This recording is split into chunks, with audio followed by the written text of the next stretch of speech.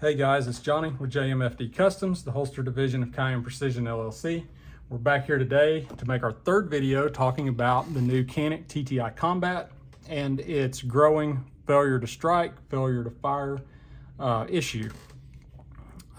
Since our last video, our inbox has filled up with customers reaching out, telling us their stories, sending in photos, etc. We reached out today to Century Arms and also to TTI directly. We'll share what we got from those later in the video. Make sure to hit the like, subscribe button down below. We certainly appreciate it when you guys do that. So let's get into it. I'm going to read, I have some of the emails printed out here on my desk. I'm going to read some of them. The first one, I'll put up pictures of the striker about right now.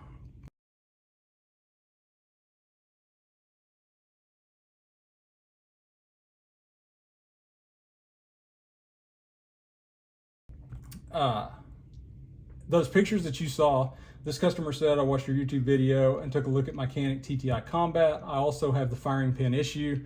I have about 250 to 350 rounds through mine. I have many light primer strikes and no primer strikes, and also have the issue with the spring where it would go into battery completely. I think he meant would not go into battery completely. He has the new spring that was sent out, but he hasn't tested it yet, and he's attached a few photos for reference. Those photos you just saw, guys, his striker is, to me, has catastrophic damage to it. I would not run a gun with the striker in it that looked like that. To me, that striker is absolutely destroyed. You can disagree with me if you want to. That's your prerogative.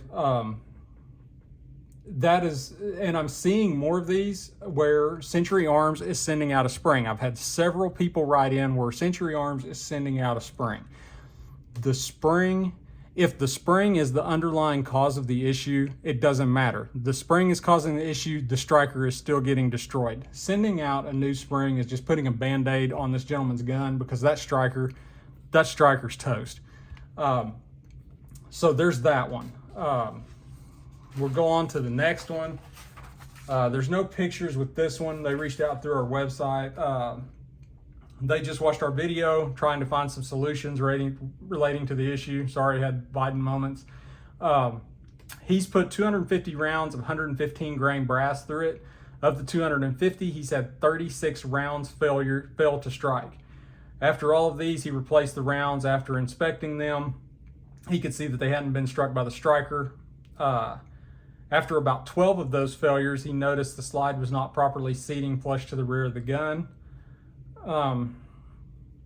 He would bump it into place, fire normally in that round, and then maybe fail on the next one. So he took the firing pin block and firing pin assembly out, and it was already showing wear on the firing pin portion that runs through the block. So his striker's getting tore up on the side of it the same way. He said he hasn't reached out to Canik yet, but he's fairly certain the striker is causing the slide from reaching full reset, and in turn causing the failure to strike. The spring on here, guys, that should not be an issue. We'll bring up the Canik manual here so you can see this. Included in the case is an optional low force recoil spring for easy identification. The front of it says low. That recoil spring is ideal for use in competition at lower power loads where the muzzle velocity is around 1,000 feet per second. For factory ammunition around 1150 per second or higher, use the original spring installed in your pistol. So these guys, and most everyone that has written into me at one point in time or another has tried 115 grain. 115 grain is well within the parameters to run the spring that was installed from the factory in the gun. So blaming it on the recoil spring, I don't really see how that is chewing up the end of the striker as it is. But again, if the spring is the underlying issue, every one of those springs needs to come with a new striker. We have another gentleman here I'm going to put up a picture about now.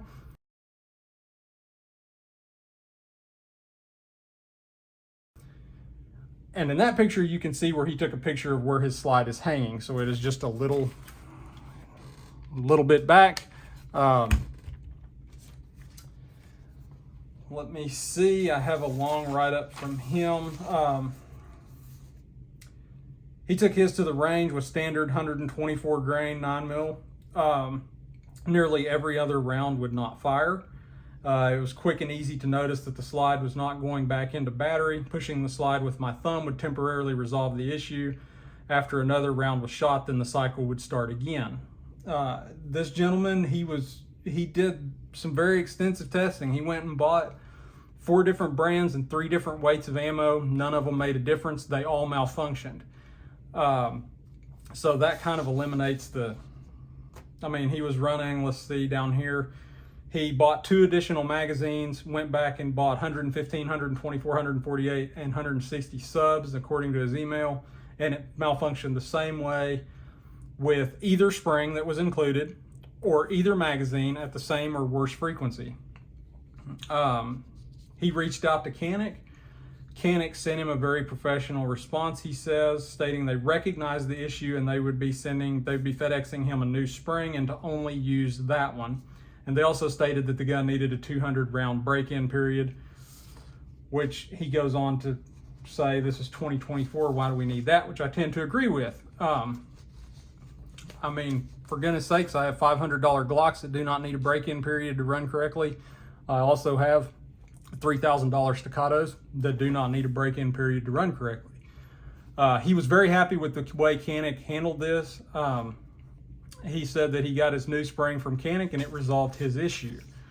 To my knowledge, I reached back out to this gentleman. To my knowledge, from what he sent me, he has not removed the striker from the gun. He didn't give any indication of doing that. So I emailed him back and told him that even if the spring fixed the problem or band-aided the problem, I would be willing to bet if he would pull the striker out of the gun, he is going to have damage on the side of the striker, just depending on what extent it's at.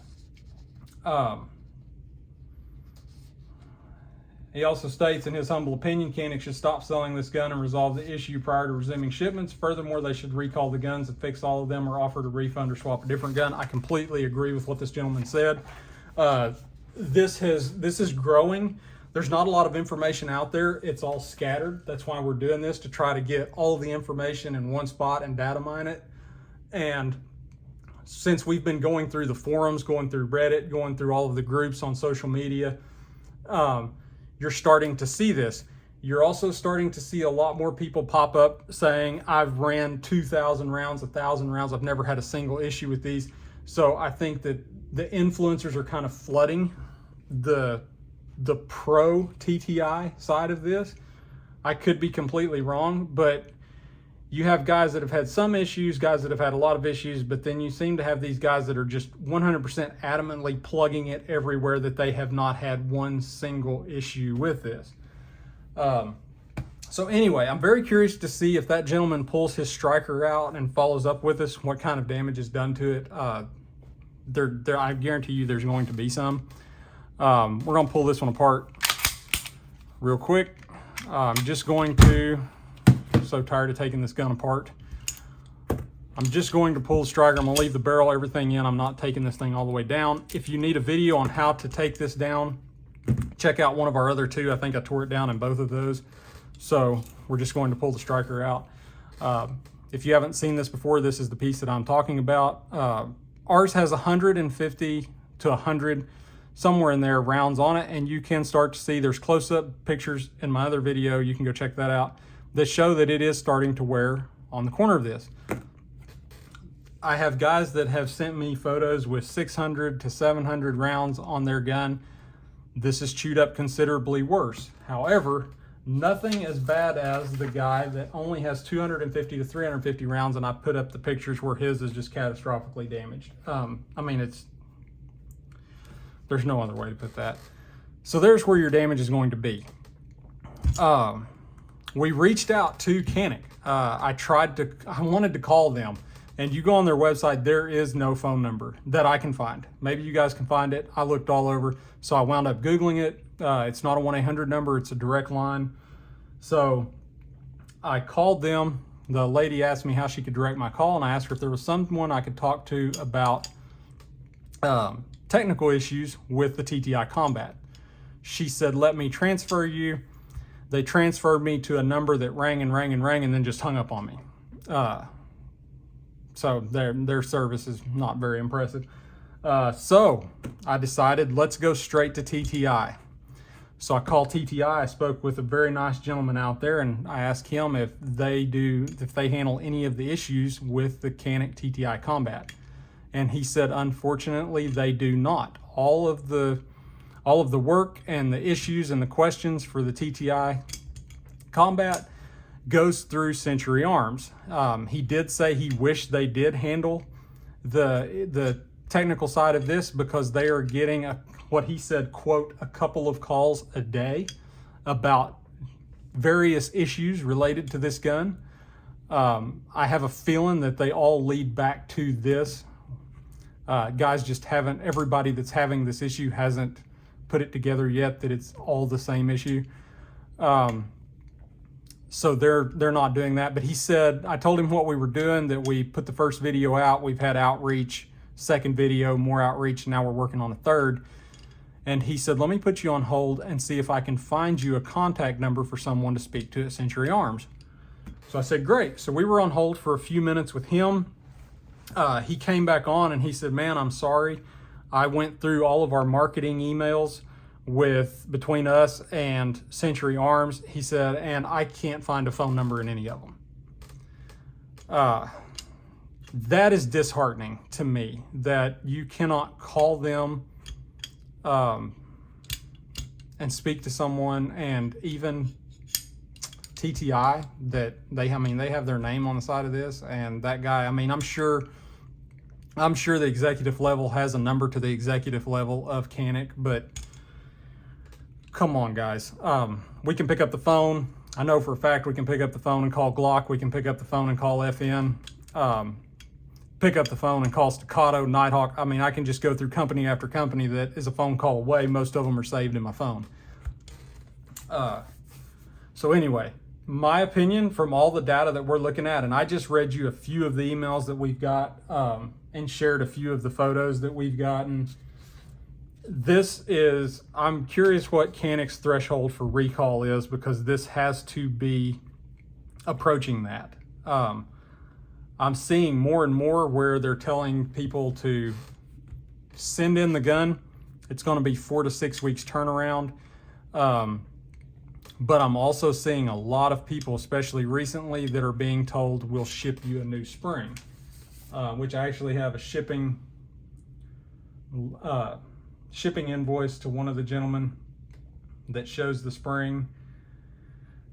Let's see, part number is C558Z or 2, I can't read the typing, dash K230 OPS 2BC. Excuse me, guys, throat's getting sore. That's the part number of the new spring that they sent him. I don't see a part number on this one where we could verify if it was the same one, but they're sending out a new spring.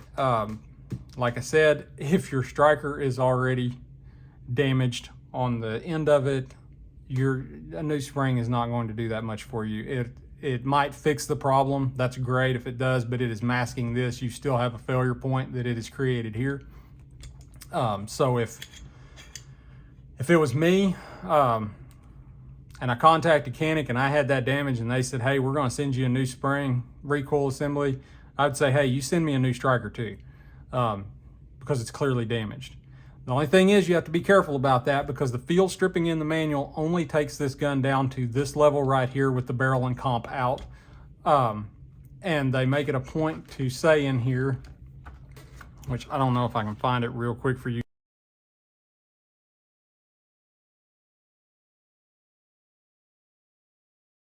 Guys, I'm not going to make the video longer while I just go look. Here we go.